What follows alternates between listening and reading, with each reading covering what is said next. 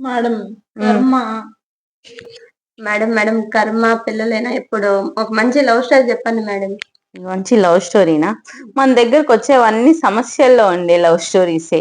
కానీ ఆ ఈ మధ్య రీసెంట్ గా అంటే వేరే వాళ్ళ హస్బెండ్ ని లవ్ చేయడము, లేదా వేరే వాళ్ళ వైఫ్ ని లవ్ చేయడము, ఇలాంటివి వస్తాయి కదా. వాటిలో ఒకటి చెప్తాను. ఉమ్, ఆ మనకు బాగా కావాల్సిన వాళ్ళు ఆ అంటే ఇక్కడ నేను ఎవరిని ఉద్దేశించి చెప్పట్లేదు. ఇక్కడ ఏమంటే ఈ స్టోరీస్ కి చెప్పడానికి రీజన్ ఏంటి అంటే, మీరు తెలుసుకుంటే ఇట్లాంటివి చేయకుండా ఉంటారు అనేసి ఒక ఉద్దేశంతో మేము ఇలాంటి వీడియోస్ చేస్తున్నాము. ఆ ఒక అతను వాళ్ళ వైఫ్ తో చాలా హ్యాపీగా ఉండేవాడు. అంటే వాళ్ళది లవ్ మ్యారేజ్. నియర్లీ ఒక 10-15 years గడిచిపోయినాయి అతనికి పెళ్ళై. అతను బయట సిటీలో ఉండి జాబ్ చేస్తా అన్నాడు ఇంజనీర్ గా. వాళ్ళ వైఫ్ కి కట్నంగా ఒక సైట్ ఇచ్చారు. సైట్ ఇస్తే ఇంకా గోల్డ్ కొంచెమే బెటర్ సైట్ ఇచ్చారు. వాళ్ళ పేరెంట్స్ బ్యాక్గ్రౌండ్, అమ్మాయి వాళ్ళ పేరెంట్స్ బ్యాక్గ్రౌండ్ యావరేజ్ ఫ్యామిలీ అన్నమాట. ఆ అబ్బాయి వాళ్ళ ఫ్యామిలీ కూడా మిల్ అట్లా అట్లా ఉండే ఫ్యామిలీ, మరీ రిచ్ ఫ్యామిలీ ఏం కాదు. ఆ అబ్బాయి పాపం కష్టపడి మొత్తం నగలు అవి ఇవి అమ్మాయికి బాగా ఇష్టంగా కొనిచ్చాడు. వాళ్ళ అమ్మ వాళ్ళని గాని ఇంకెవరిని గాని ఆ అబ్బాయి పెద్దగా చూడలేదన్నమాట. చూడకుండా పెళ్ళైనప్పటి నుంచి మొత్తం ఆ అమ్మాయికే కొనిస్తూ వచ్చాడు గోల్డ్. ఏదైనా బర్త్డే రాని ఏదన్నా రాని ఆ అమ్మాయికే కొనిచ్చేవాడు. ఈ సరే ఇంకా సర్టన్ లోన్ ఏదో వస్తుంది, మీకు ఇన్ ఇయర్స్ ఆఫ్ ఎక్స్పీరియన్స్ ఉంది, మీకు స్కోర్ బాగుంది అని చెప్తే సరే అని ఆ అమ్మాయి పేరు మీద వాళ్ళ వైఫ్ పేరు మీద ఉండే ల్యాండ్ లో ఆ అబ్బాయి ఇల్లు కట్టాలని లోన్ పెట్టాడు. లోన్ పెట్టి హౌస్ కన్స్ట్రక్షన్ స్టార్ట్ చేశాడు.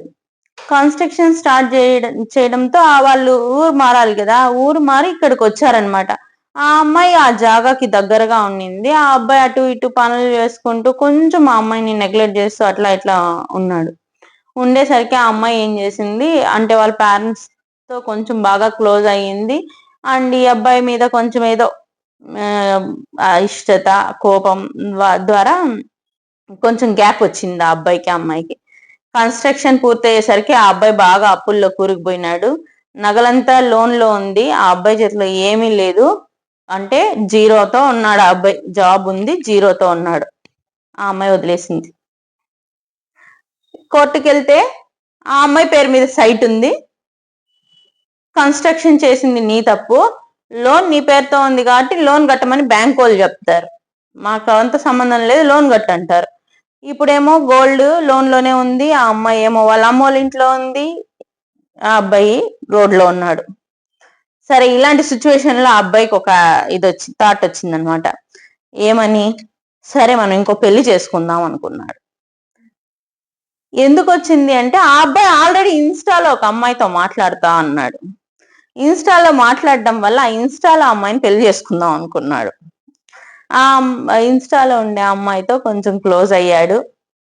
ఈ అబ్బాయికి ఏమో కొంచెం అంటే ఈ అబ్బాయికి కొంచెం కౌంట్ తక్కువ ఉంది, అందుకని పిల్లలు కలగలేదు. ఆ అమ్మాయికి ఏమో కొంచెం పీసీఓడి, దాని వల్ల కొంచెం డిలే అవుతుంది.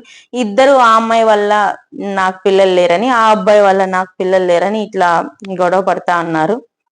ఇట్లాంటి సిచ్యువేషన్ లో ఈ ఇన్స్టా అమ్మాయితో మంచిగా క్లోజ్ గా ఉన్నాడు కదా, ఇంకా పెళ్లి చేసేసుకుందాం అనే రేంజ్ లో బాగా ఇదిగా ఉన్నారు. ఈ ఇన్స్టాలో ఫ్రెండ్ అయిన అమ్మాయి ప్రెగ్నెంట్ అయింది. ప్రెగ్నెన్సీ వచ్చింది. ఇప్పుడు ఇన్నేళ్ళు కాపురం చేసిన వైఫ్ కి ప్రెగ్నెన్సీ రాలా, లవర్ కి ప్రెగ్నెన్సీ వచ్చింది. ఈ లవర్ ని ప్రొటెక్ట్ చేసుకోవాలి, పెళ్లి చేసుకోవాలి అనుకున్నాడు. వైఫ్ కి డివోర్స్ ఇద్దాం అనుకున్నాడు. డివోర్స్ ఇద్దాం అనుకున్నప్పుడు ఇంకా గొడవలు జరుగుతా ఉన్నాయి, పోలీస్ కంప్లైంట్స్ ఇవి అవి అన్నీ అవుతా ఉన్నాయి. అన్ని అయ్యే దీంతో ఒక 2 months అట్లా గడిచింది. ఆ అమ్మాయితో ఆ అమ్మాయితో ఏదో చిన్న అలిగేషన్, ఫైనాన్షియల్ గా ఆ అమ్మాయి ఏదో ఆ అమ్మాయి డబ్బులు ఆ అమ్మాయి ఖర్చు పెట్టుకునింది. ఈ అబ్బాయి కొంచెం పిసినారి ఏదో అడిగాడు, గొడవ అయింది. గొడవ అయిందానికి గాను పెద్ద పెద్ద గొడవలు అయ్యి ఆ అమ్మాయి అబార్ట్ చేసుకొని ఆ అబ్బాయిని ఖచ్చితంగా నువ్వు నాకు వద్దు అని చెప్పి వెళ్ళిపోయింది. ఇక్కడ మళ్ళా అంటే ప్రీవియస్ గా ఏ వైఫ్ అయితే ఉందో ఆ వైఫ్ దగ్గరికి వెళ్ళి మళ్ళీ తనతో మాట్లాడడం, సారీ చెప్పడం ఇవన్నీ జరిగాయి. మళ్ళీ కలిసి ఉన్నారు. ఆ అమ్మాయి ట్రీట్మెంట్కి వెళ్తుంది, ఆ అబ్బాయి ట్రీట్మెంట్కి వెళ్తున్నాడు. వాళ్ళిద్దరు ఇప్పుడు హ్యాపీగానే ఉన్నారు. కౌన్సిలింగ్స్ తర్వాత, ఇంట్లో వాళ్ళ దీని తర్వాత, పోలీస్ గొడవలన్నీ క్లియర్ చేసుకొని ఇప్పుడు హ్యాపీగా ఉన్నారు ప్రజెంట్. ఇక్కడ మనము ఒక వ్యక్తిలో ఏదో లేదు అని చెప్పి లేదా ఏదో ఒక విషయంలో గొడవపడి గ్యాప్ వచ్చిన వెంటనే ఆల్టర్నేట్ ఇంకో వ్యక్తి బాగున్నారని చెప్పి మనము చూస్ చేసుకున్నాం అనుకో, ఖచ్చితంగా లైఫ్ అనేది స్పాయిల్ అవుతుంది, డిస్టర్బెన్స్ అనేది వస్తుంది. ఈ కేసులో హ్యాపీగా ఉండొచ్చు, కానీ అన్ని కేసెస్లో హ్యాపీగా ఉండలేం. అట్లా ఎప్పుడైనా సరే మీరు లవ్ చేయాలనుకున్నా లేదా ఇష్టపడాలనుకున్నా అవతల వాళ్ళ జీవితంలో ఇంకెవరన్నా ఉంటే ఖచ్చితంగా అట్లాంటి వాళ్ళ జోలికి వెళ్ళొద్దండి. Thanks for watching this video.